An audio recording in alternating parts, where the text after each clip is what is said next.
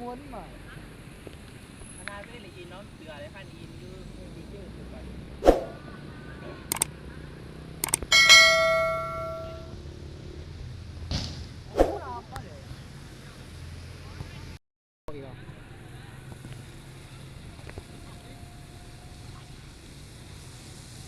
ยิงเลยไหม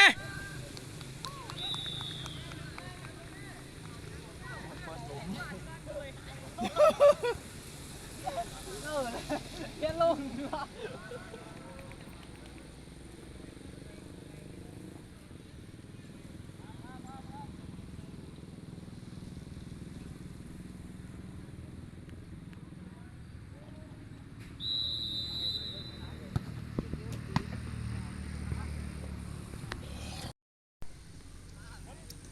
รถเอาบ้านรถ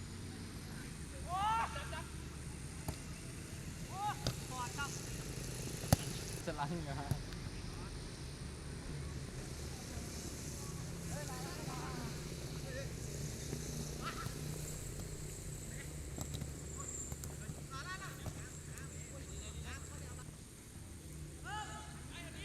ยิงเลยไหม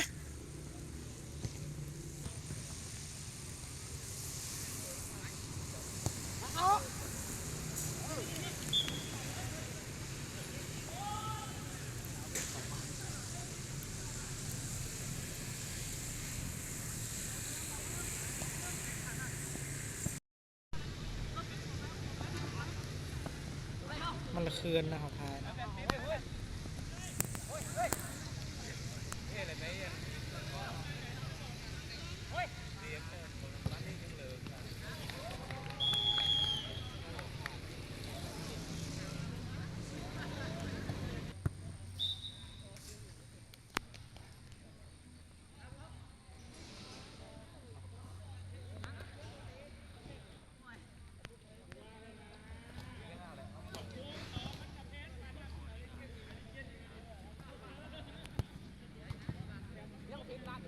ออกมาท็อปเกมล้วนเก็ตจืดจะแจกกุ้งตัวม้วนเพื่อนเรียนที่เราเป็นด่านเรียนตัวพี่วันนู้นอ่ะ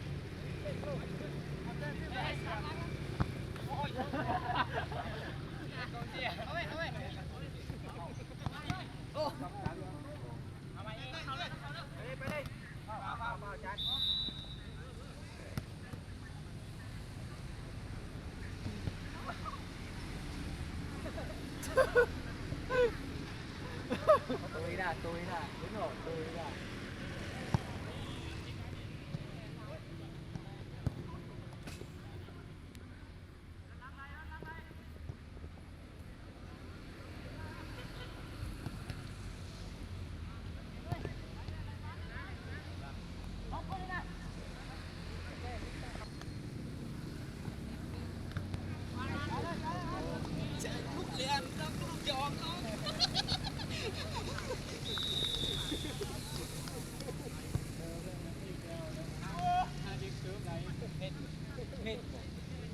เขา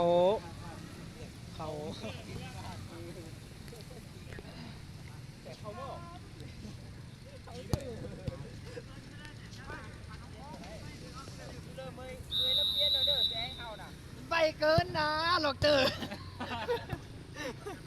เอาเขาไว้แล้วพอจนมาถือเขาดันเราไม่ก็เป็นเกมให้เขายิง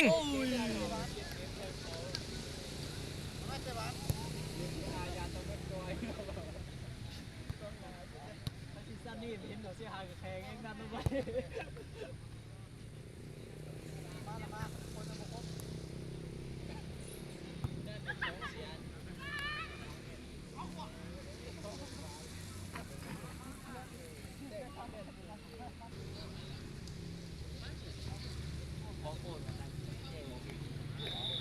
เข้าแล้ว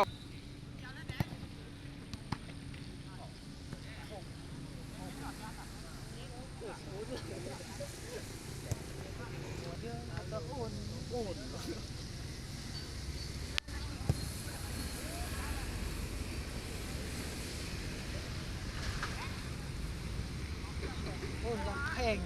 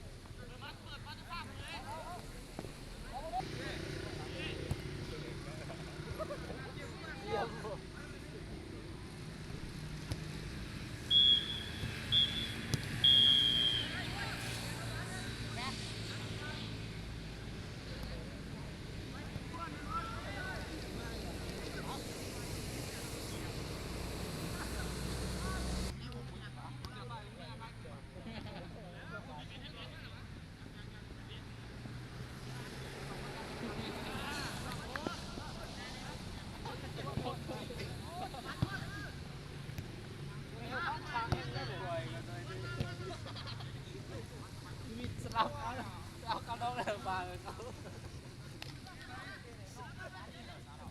เราจะเรียนขาลงจะโค้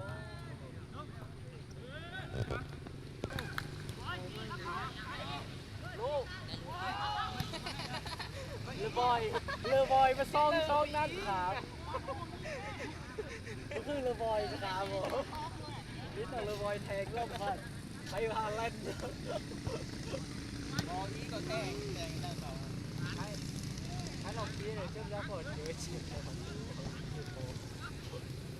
เดี๋ยวสาวเขาลูกมาคืนรถหนา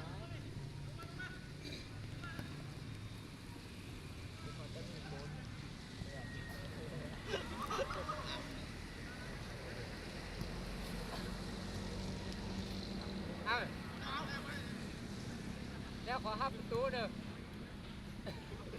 ชมทีมสองเขาชมทีมสองทีมหนึ่งไว้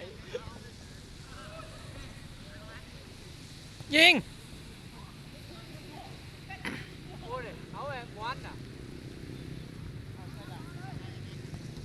เข้าแล้ว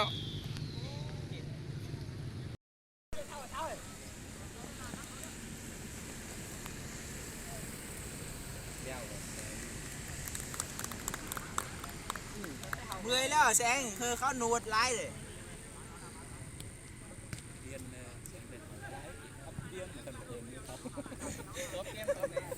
คนเป๊กเขายี่เขาอยากชงเหรอจี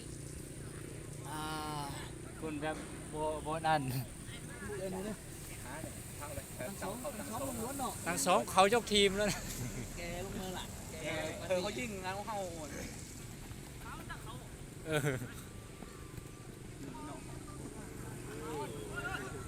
เขาคิดตั้งเช้ามีกูอินถ้าบ้านมีที่เด็กบ้านเนี่ยยังมีเดี๋ยวมึงสูบเองสาวนุ่มเอามามีบ้านนั่นยังมีไม่ มุดเจียน มดเจียนหน่อยเลยคนแม่แม่เหรอกูก็ตุ้มป่ะแม่ชวนอินเกมเรา น้องเหมยหัวหน้าสาวนมคนเมื่อ เว้ยแล้วสิโด่งหน้าคล้องกินเด้อ โปด โบด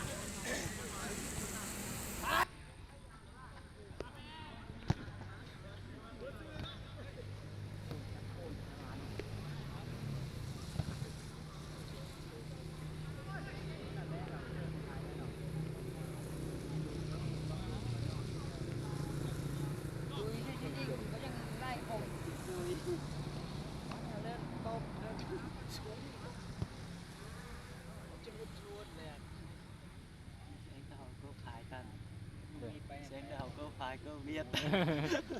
โมตือเกิบลุม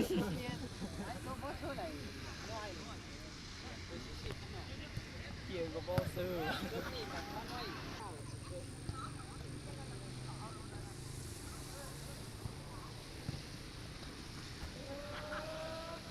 หักเสือคือแต่แม็กกวายแต่หุ่นเลยก็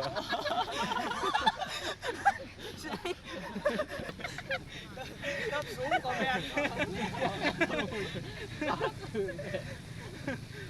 แต่แม่คือว่าลุงกดมาก็เลยแบบตั้งหน้าเลยดิคือเลี้ยวเปล่าเลยเมื่อเก่าเว้ยอันไหนอันนั่น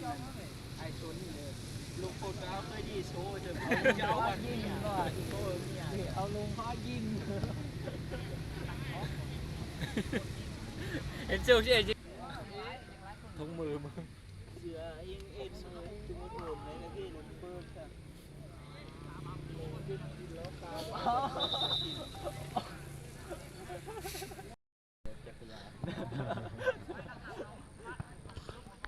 เห็นแบบโซนี่ก็ลังว่า ยิงมาหนึ่งสาว โอ้ยโยนเลยเช้าไม่ใช่บ้านเลย แม่สาวยิงเลยบอก ลองบอก ยิง เจ้าจะเอ็ดวิจินี่ ยังตาดอะไร สาวไหมสาวบอกสาวแต่เขามันยิง ยิง เลือด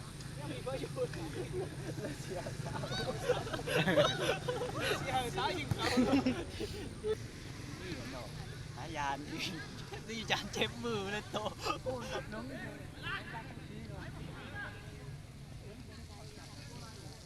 เหลืองอยู่ใช่ไหมปัด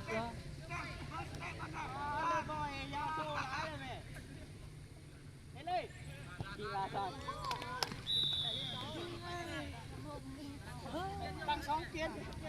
น้องเมธไปเลยจะเปลี่ยน อย่าเผาอะไรอดทนอดทน เดี๋ยวจะเอาชีพแล้วเนาะ แต่นี่ก็ยุคกล้องนานเนี่ย เต้หักขึ้นยิงเนี่ย แบกไวจะขึ้นก่อนนะ พอเขาใช้โซ่สเตนบนเท้าใช่ไหมบอ แต่เล่นเล่นซื้อมาได้หมดเนาะจ้าเราเก็บมาเล่นไอ้ลูกมาเนี่ยเขาอยากคนเดียวอะไรเนี่ยมาคู่ เขานานแล้ว700,000เลยหน่อย ต้องวึ้งก่อนลิเยอะ เสียมายุทธ์มี อะไรเสื้อสหน่อย มันจุลมี เหี้ยกวาดฟาดเห็นเวลามอดเอ็ด เฮ้ย ไปเอามวนจังหวะนี้เยอะ แสงเล็กน้อยก็ลาหิ้งมาเฮา อีโยงขยง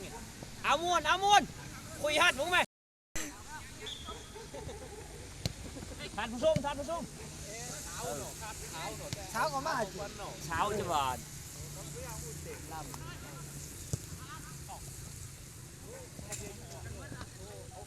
ไอ้เบอร์เหลืองนี่โอ้ นี่เดินดันยังบ่อยบอลโตไหลเจ๊แม่บ่หลวง พี่ครับ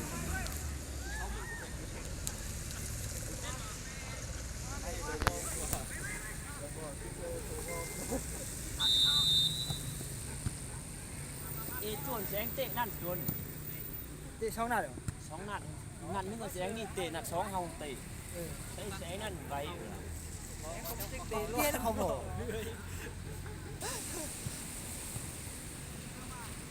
เจ๊กอะไรนึ่งมันจะเนาะ เคลียร์คุยฮัดเต็บสน้อยเลยตุ้ยเงี้ยคลองไฮเอ็ดลองบลูว้าม่วนคุยไปเลย ยิง นิ้วตีนจะเจ็บกูมูล อาม่วนลาเราจานี่อ่ะ ลาวันนิ้วตีนอ่ะนะ จะเอามันทองซ้อนเชียวหล่ะหลอกเนาะ กาก แล้วเกี่ยว แสงแต่ยิ้วนะ ม่วนดิ ลาเรา เลิกลาปั้น ขนาดติดเปื่อยเราตีกระบาลก็ติดเปื่อยเราเข้าเนี้ยวอ่ะ นั่นลาตูจิต้าเขาแชทมาทีนี่เขาเห็นไล่ชนทีนี่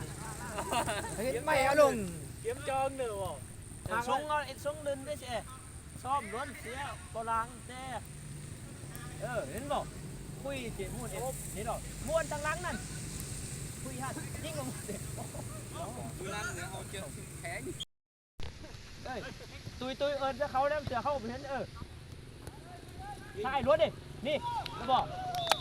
จอด มองมาเลย ฮะ